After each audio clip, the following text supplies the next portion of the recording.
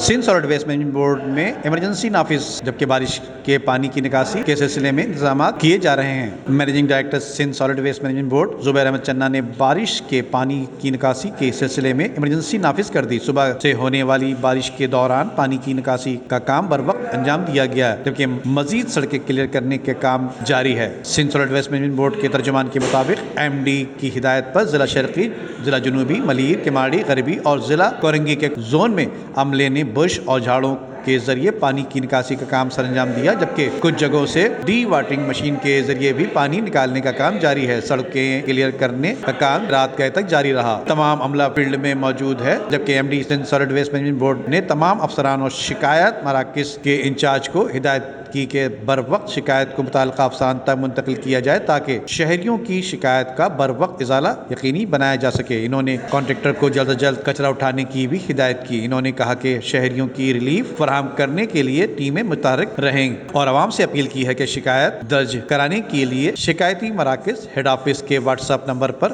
رابطہ کریں۔ ندیم صدیقی، میٹرو 7 پاکستان۔